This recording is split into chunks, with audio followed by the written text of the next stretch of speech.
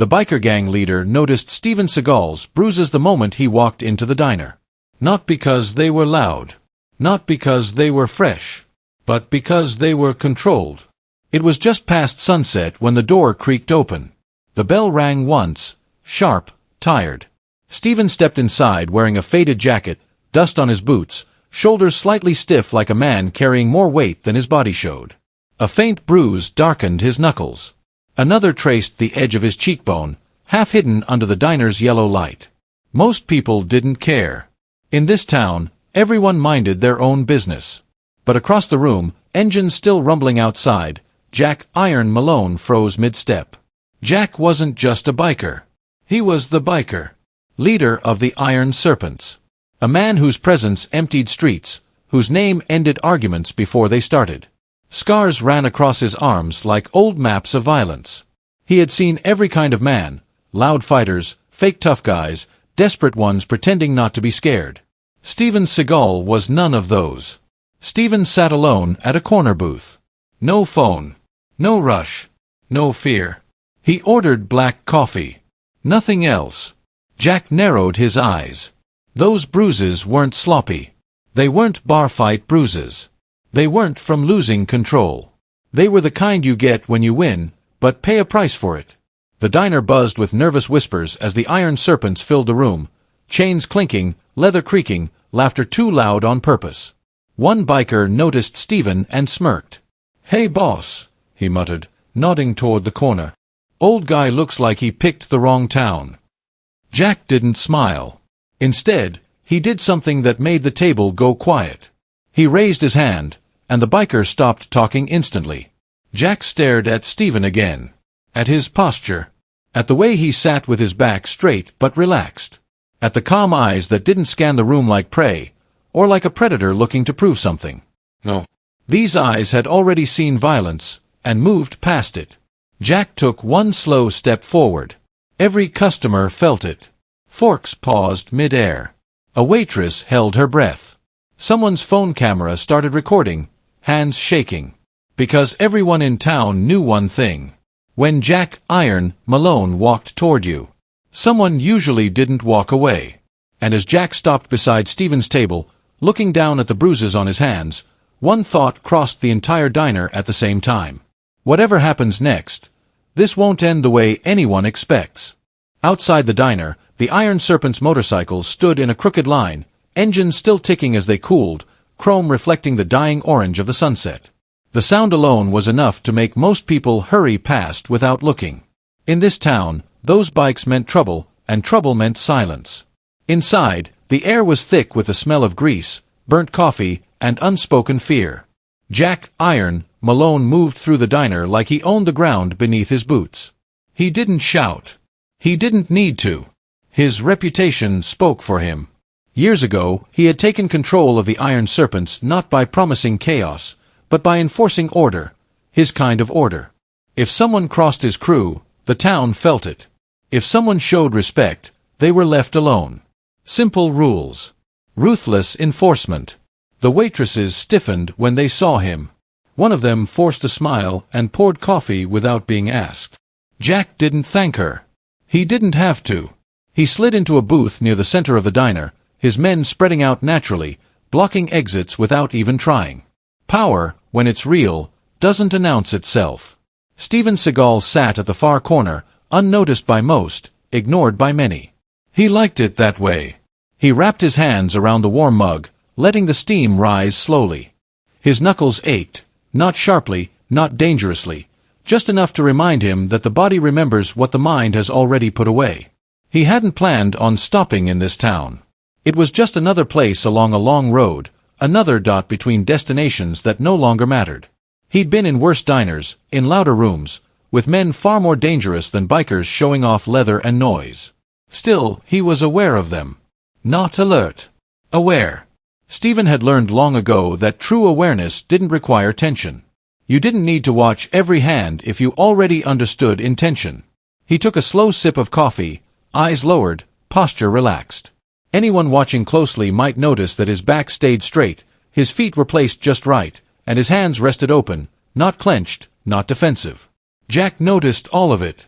Across the diner, one of the younger bikers leaned too far back in his chair, boots up on the table, laughing loudly as he told a story that ended in someone else's pain. The story earned laughs from the gang and nervous smiles from customers who didn't want attention. Steven didn't react. No flinch. No glance. No judgment. That, more than anything, caught Jack's attention.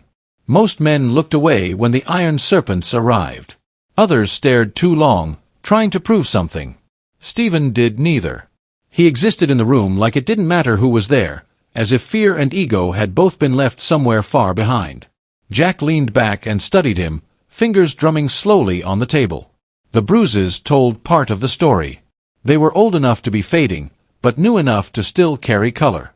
Placed wrong for accidents. Too clean for drunken chaos. Jack had spent a lifetime reading damage on men's bodies. He could tell the difference between recklessness and restraint. Steven's injuries spoke of restraint. A waitress approached Steven's table cautiously. "You want anything else, hon?" Steven looked up and gave a small, polite smile. "No, thank you. This is fine." His voice was calm. Steady. Not trying to sound tough. Not trying to sound small. The waitress nodded quickly and stepped away, relief visible in her shoulders. Jack watched that too. Respect without fear was rare in places like this. One of the bikers followed the waitress with his eyes, then glanced toward Steven again. "Boss," he muttered, lowering his voice, "you see that guy? Walks in here looking like he doesn't know where he is." Jack didn't answer right away. Instead, he stood. The chair scraped loudly against the floor, cutting through the diner noise like a blade. Conversations died mid-sentence. Every head turned. The gang went quiet, instinctively alert. Jack adjusted his jacket once, slow and deliberate, then began walking. Not fast. Not threatening. Just certain. Steven sensed the movement before Jack reached him. Not because of fear, but because experience teaches you when gravity in a room shifts. He finished his sip of coffee and set the mug down gently, hands still open, eyes lifting just enough to acknowledge what was approaching. Jack stopped beside the booth and looked down at him. Up close, the bruises were clearer. The hands steady. The breathing controlled. Jack spoke quietly, but his voice carried. "Those marks on your hands," he said. "They tell a story."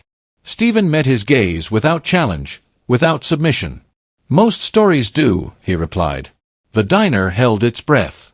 Outside, an engine backfired, sharp and sudden, like a warning shot. And in that moment, with two very different kinds of power facing each other across a scratched diner table, it became clear to anyone watching. This wasn't about a fight. It was about recognition. Jack "Iron" Malone didn't sit down right away. He stayed standing beside Steven's booth, tall and solid, casting a long shadow across the table. The diner lights hummed softly overhead, but the room felt colder now, tighter, like the air itself was waiting for permission to move again. Jack's eyes dropped to Steven's hands. They rested calmly on the table. No shake. No tension. No urge to hide the bruises or explain them away. That alone unsettled him. Men with something to prove always talked too much. Men with something to fear always looked for exits. Steven did neither. "So," Jack said at last, his voice low, controlled, "you passing through, or running from something?" A few bikers snorted. One of them leaned forward eagerly, hoping for entertainment. Conflict was their currency. In this town, watching someone get humiliated was better than the food. Steven lifted his coffee cup slowly, took a small sip, then placed it back exactly where it had been. Only then did he answer. "I don't run," he said. "I move on." The words were simple, but there was weight behind them, the kind you don't learn, only earn. Jack's jaw tightened. One of the younger bikers, thick-necked and impatient, couldn't help himself. He pushed back his chair and stood halfway up. "You got a smart mouth for someone sittin' alone," he said, cracking his knuckles. "Boss, want me to show him where he is?"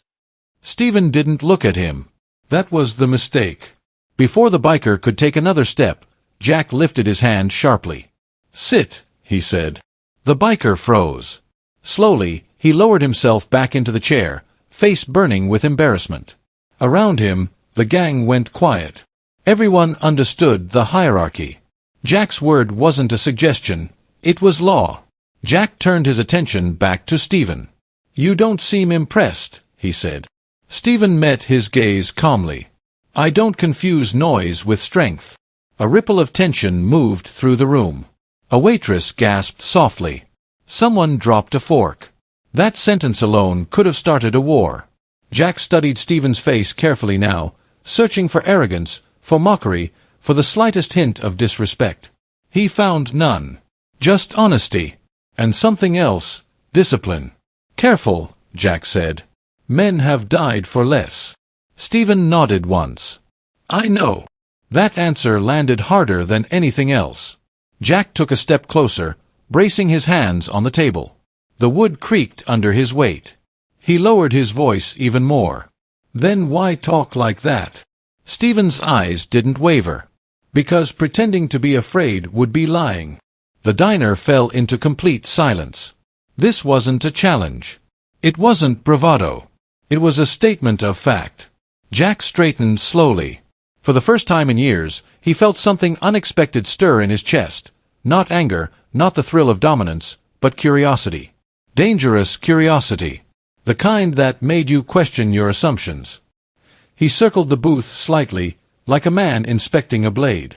"Those bruises," he said again. "You didn't get them here." "No." "And whoever gave them to you?"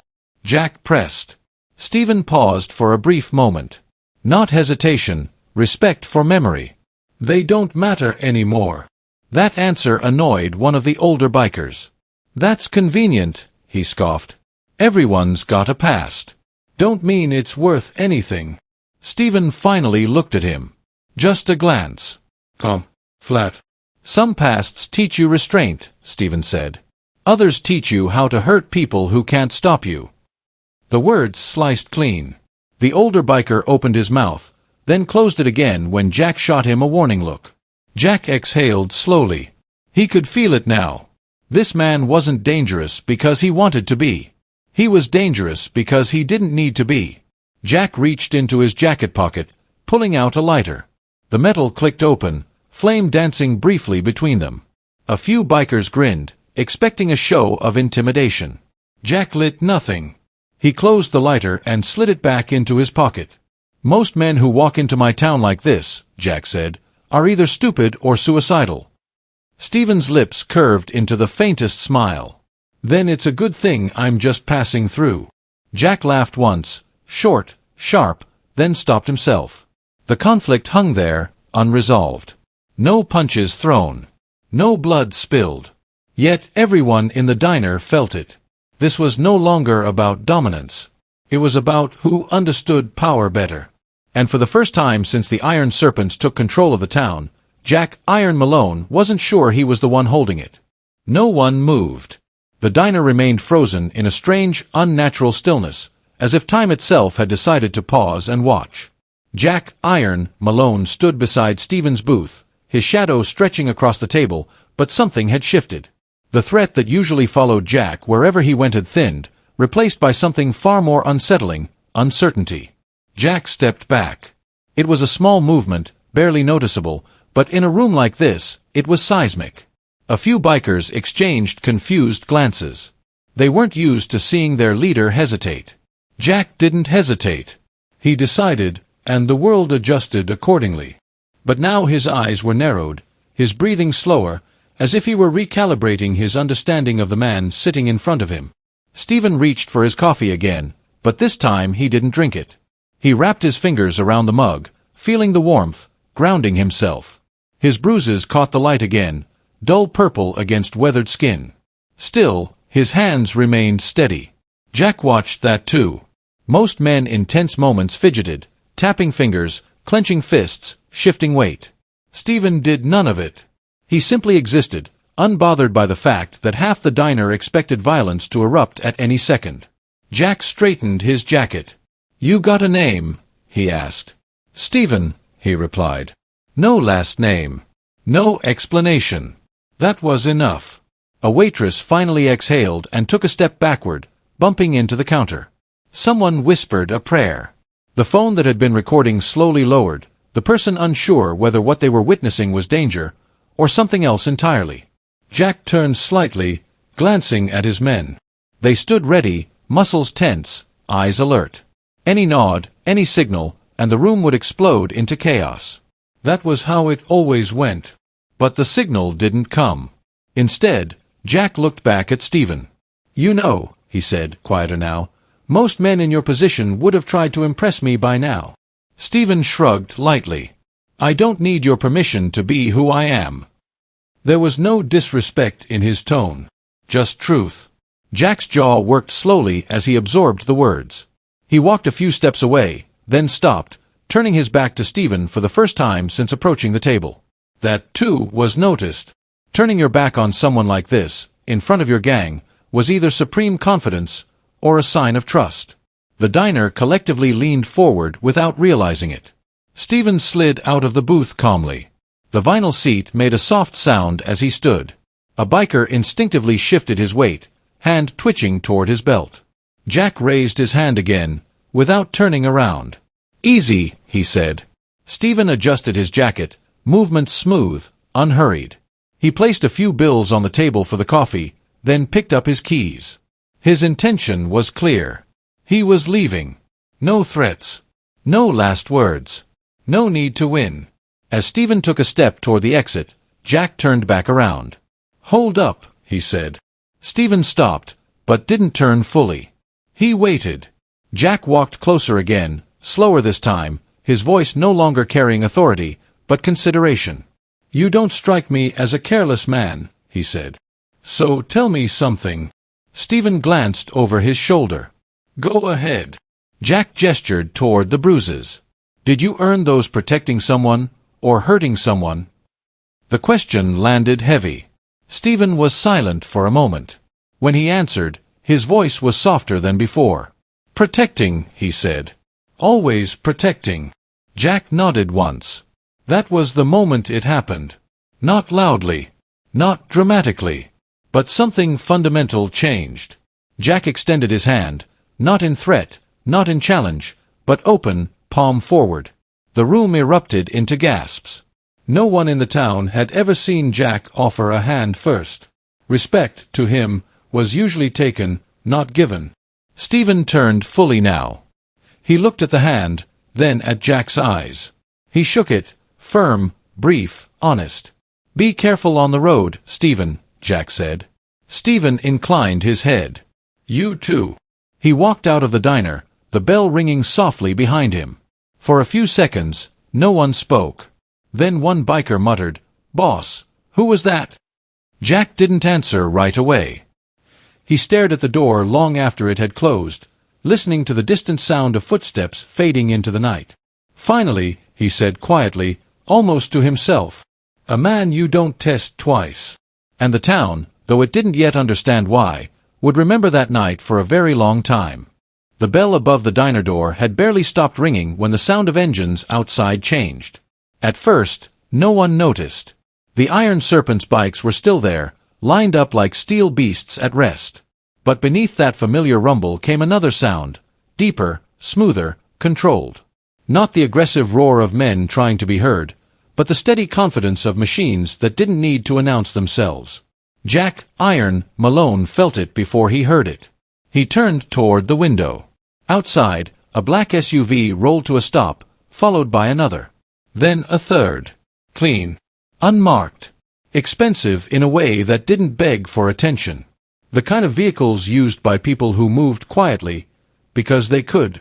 The diner patrons pressed closer to the glass. Phones came up again. Whispers rippled through the room. What now? Cops. Feds. Jack's men shifted uneasily. These weren't locals. And they weren't afraid. The doors of the lead SUV opened.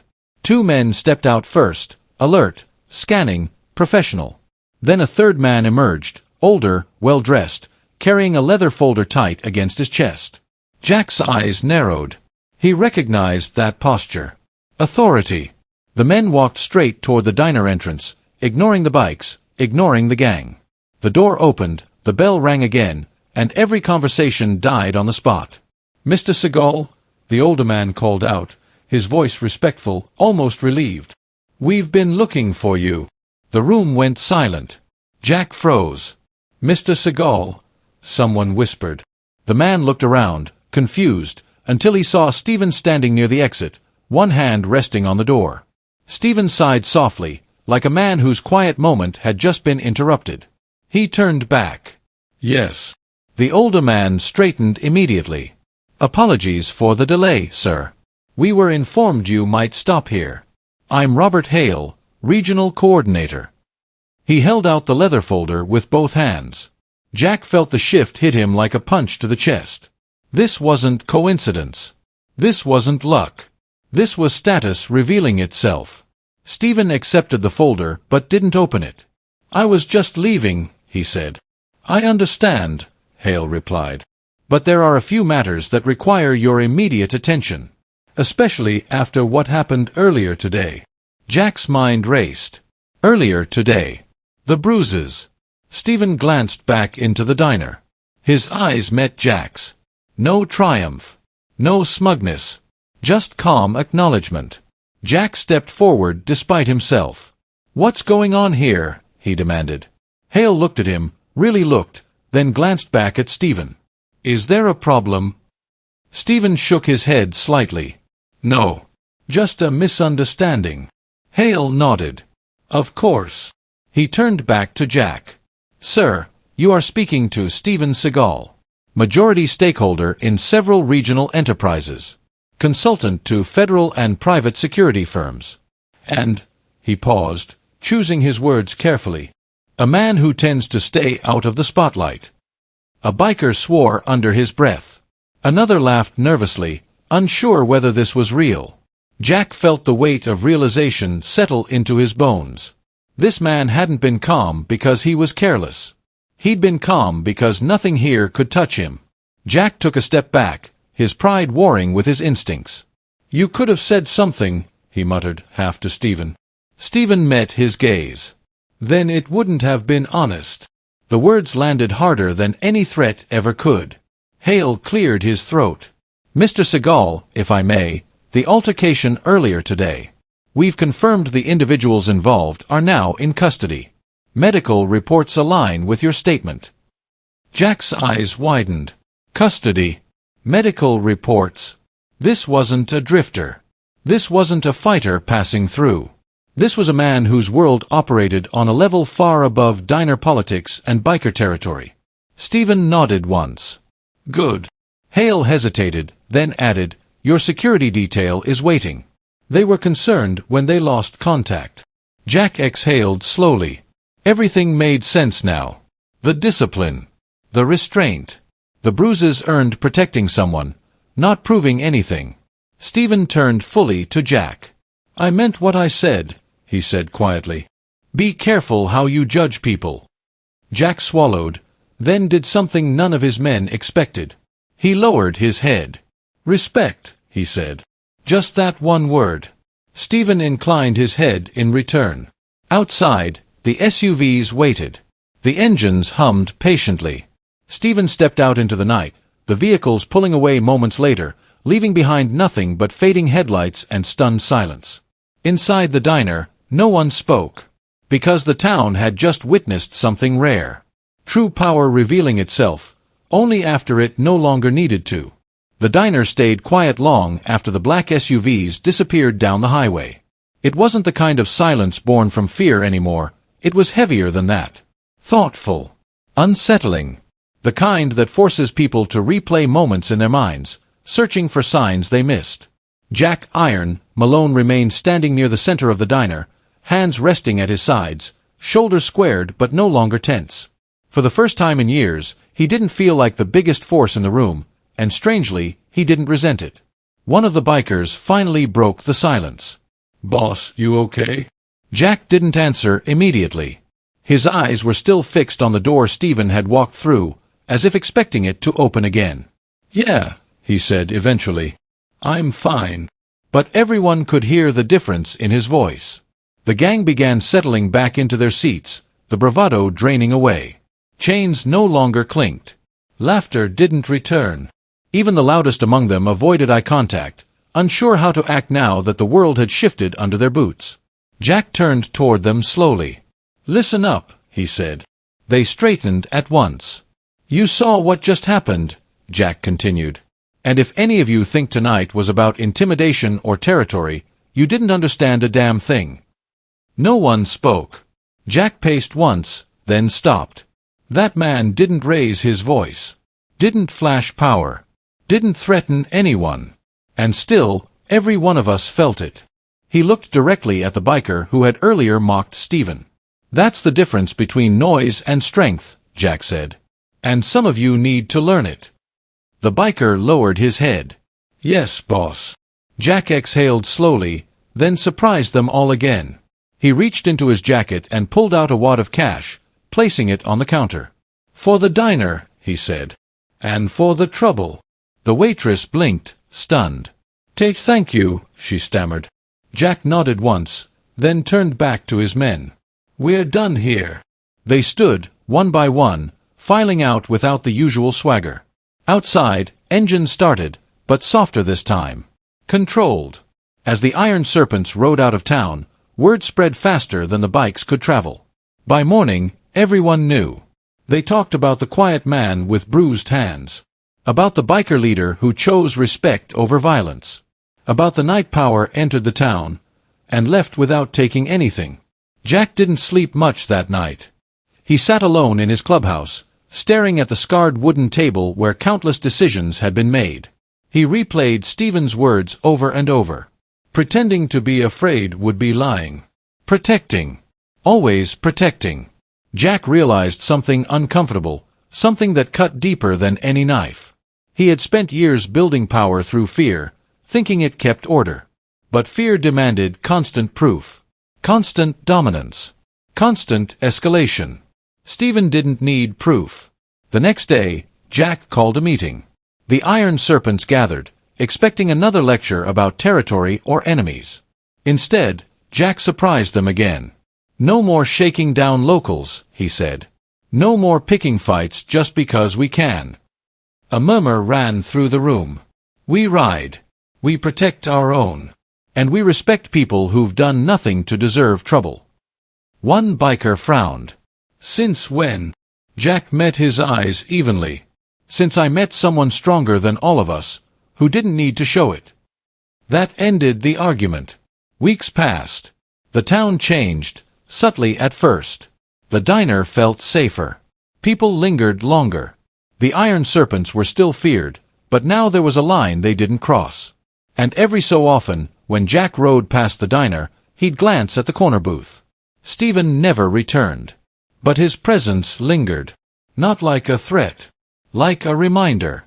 That real power isn't about making others smaller. It's about knowing when you don't have to. Years later, Jack would tell the story to new recruits, not as a warning, but as a lesson. "Never judge a man by how quiet he is," he'd say. "Some storms don't make noise." And somewhere out on the open road, Steven Seagal continued moving forward, bruises healed, lessons left behind, having changed a town without throwing a single punch. Because the strongest resolution isn't victory. It's respect earned, and violence avoided. The town never put up a sign. There was no plaque on the diner wall. No headline in the local paper. But everyone remembered the night everything changed. People spoke about it in low voices at first, over coffee, at the gas station, in the quiet moments before sleep.